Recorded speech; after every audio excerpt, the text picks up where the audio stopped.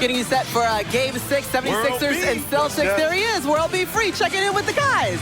He asked T-Mac, you didn't tell me we were wearing magenta checkered suits. I would have worn that, but I went with my pink, bro. That's a real legend right there. There he is. 13 years in the league, 4 of them in Philly. And if you come to a game here, you're going to run into that man. It's the greatest nickname of all time right there, baby.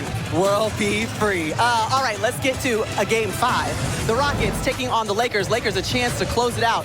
Remember, they had this series up 3-0. KD out, 3rd straight game, left ankle sprain. Austin Reeves, welcome back. He's missed 9 straight, and he got right to business.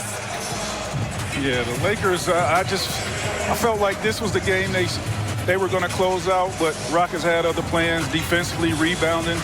And they actually showed us something in the 4th quarter of that game and closing it out. They showed us some good shooting, too. Tari Easton there hitting the corner 3. He had 20 points in Game 4, 18 points in Game 5, so he's rolling a little bit.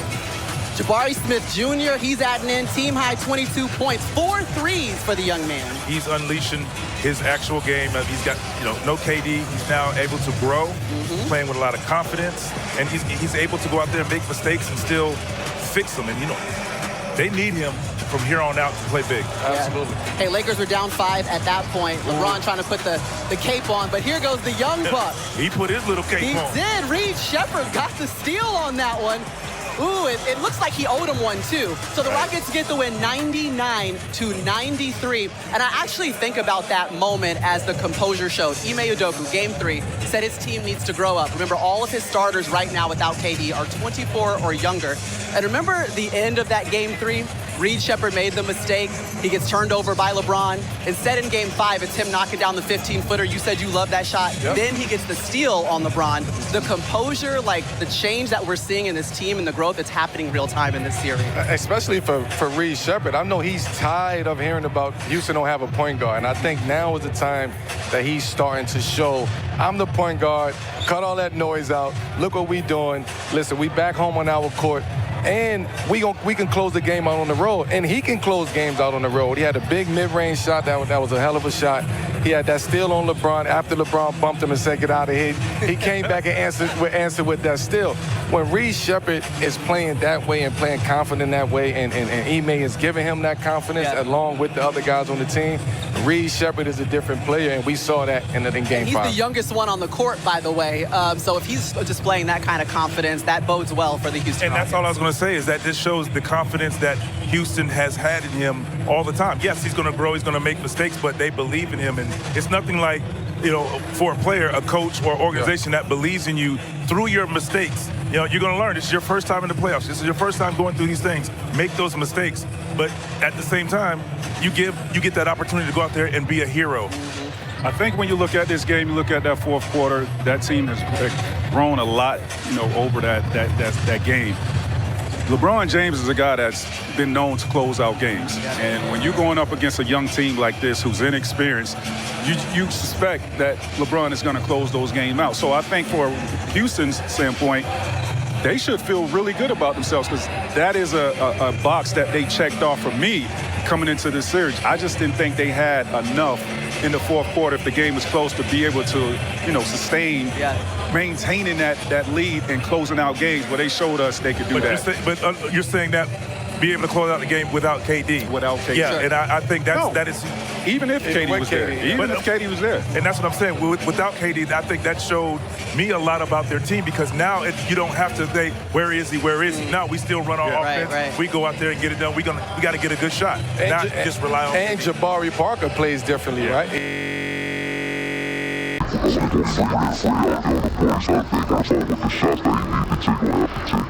not playing in only specific spots right on the board. He's moving around, he's freedom, he's yelling, he's screaming. That's the Jabari that we all want to see. Jabari's been shooting 4 for 9 from 3. You saw it in the highlight.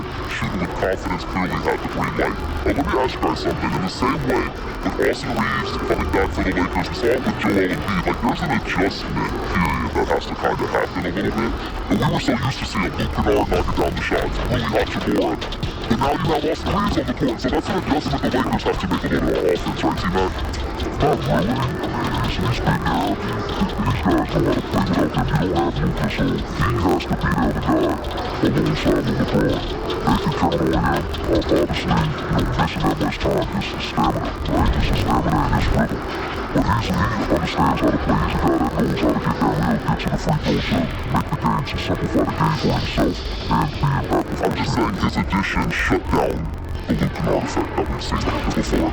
It just dimmed that light a little bit. His biggest risk is to get less shots. Yes, it's going to change things, but Luke Kennard still has to shoot the ball and be aggressive like Luke Kennard has been, even though Austin Reeves is back there. And I think Austin Reeves has to continue to be aggressive to make the right play, knowing that you have a confident Luke Kennard in your corner now. So I think they can play well off of each other. This is their first time coming down. Yeah, so we'll see what kind of the second game again looks like. And also for JJ to figure that out too. Like, this is part of the strategy now. Austin is back. I want Luke Kennard to continue to be aggressive the way he's been. How do I put those two out there together, or how do I stagnate those guys so when they continue to do what they do? They need Luke Kennard in order to win every game. Thank you for receiving my point. Hey, listen, no team has ever come back from a 3-0 deficit. That's exactly what the Rockets are trying to do. For the Lakers, they're still looking to finish off the Rockets. The Lakers tonight on ESPN. The Timberwolves have a chance to close out the Nuggets at home in Game 6. Two teams have already advanced. That's the Spurs. They took care of Portland in 5 games. And the Thunder, who have swept their way to the first round each of the last 3 seasons. Let's take an inside look at their latest victory in Phoenix. And here we are inside the Xfinity Mobile Arena getting set for Game 6. There's Tyrese Maxey. He's coming off of Game 5, 25 points, 10 rebounds, 5 assists. Very efficient shooting, and that's why he's right now getting all the shots up during his warm-ups. We can see we haven't seen too many misses so far. Wow. Just as I say it. Well, welcome to the studio show. Maria Taylor alongside the Hall of Famers. You saw it. Get him up now. Carmelo Anthony, Vince Carter, and Tracy McGrady here with you. Guys, when did we get the text about coming to Philly? Like a couple hours ago. About 3 hours ago? Yeah. We said, bet, we on the way. It's going to be a Game 6. We wanted to be here to see whether or not Philly would be able to force a Game 7. And what's turned out to be a very, very interesting series. Playoffs in 4 seasons under Joe Mazzulla, but the Celtics haven't closed out a series here in Philly since 1969. In fact, they've lost their last 6 potential closeout games to the 76ers here in this arena. Here was the Celtics All-Star, though, Jaylen Brown with Ashley Shamity at Morning Shoot-Around. All right, Jaylen, let's start with Game 5. After looking back at film, what did you specifically see that you guys can be better at tonight, maybe especially in that fourth quarter? Just more physicality, owning our space, just dictating where we go, and instead of letting them dictate us. And for you personally, what do you feel like needs to happen for you to have the type of game where you feel like you impacted the most? Just be you. How I've been playing all season, just get to my spots, be physical, and live with those results. Obviously, this Boston-Philly rivalry is something that just is a storied one. Winning on the road, especially in the playoffs, is incredibly difficult. What would it mean to kind of get this one tonight and secure this first round? I think it'll be great. At the end of the day, it's the playoffs, so nothing is guaranteed, so you have to earn every single win, every single victory. It's not going to be easy. Didn't expect it to be easy, so tough environment, but let's get it done. Jaylen, thank you so much. Good luck tonight. All right, thank you.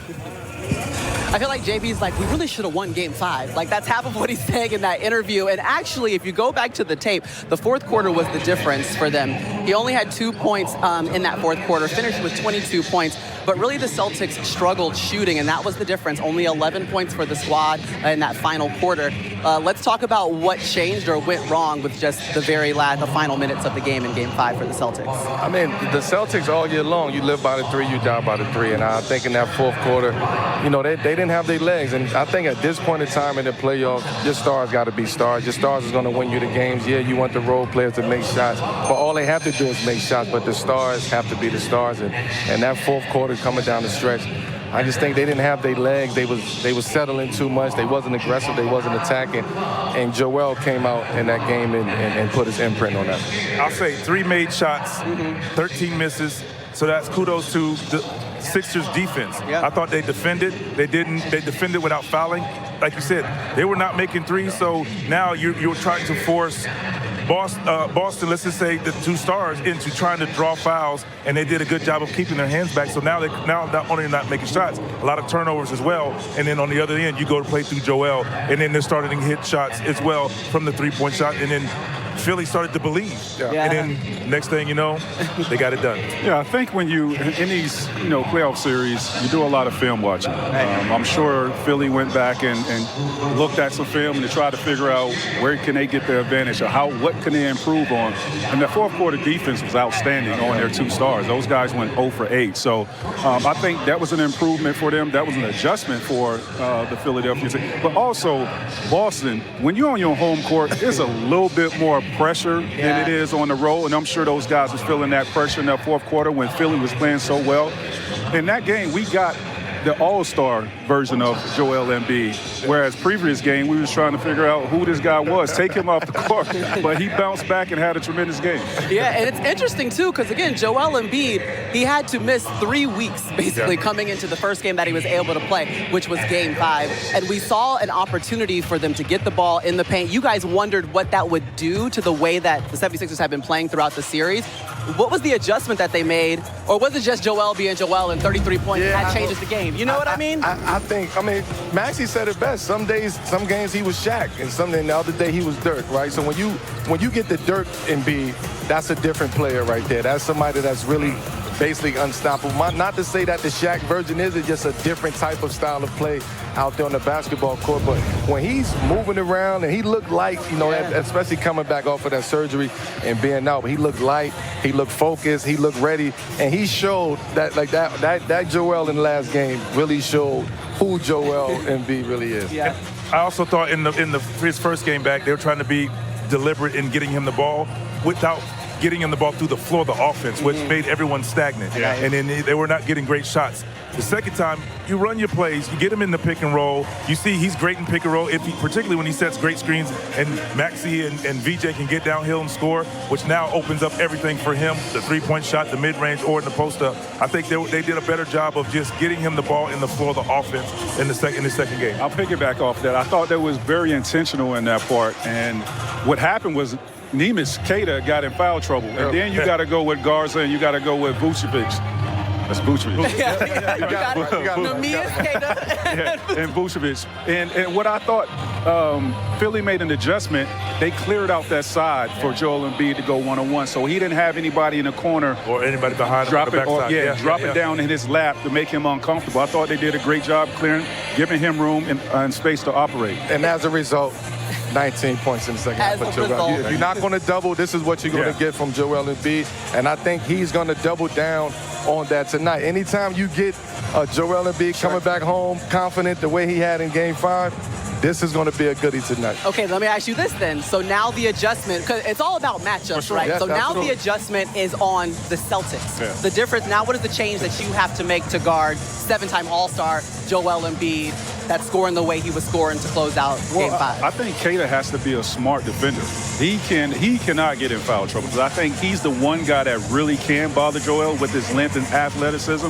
Obviously, Joel Embiid has the size and the strength on him, but I think Queta can be a guy that can really make it uncomfortable, contest his shots when he goes up for his jump shots.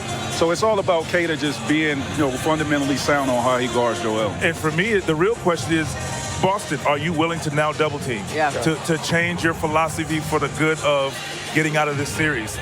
Because I think because Philly knew that they weren't going to double, you start featuring Joel and you put him in positions to clear out the backside, let him play, get single coverage where he's putting both of your bigs in foul trouble. Are you now willing to double him on the catch? Because we know history shows doubling him while he's in his move, he typically turns the ball over. Absolutely. So now where they do that, I think that's a big adjustment, making Philly have to play a different way. I think making him see two. I think you have to make him see two at all times. When they give him that clear side, he have to see two people. You got to load the court up, unless he's going to have 19 to get it in the second half. And if you give him 19 in the second half here tonight, Philly is winning this game.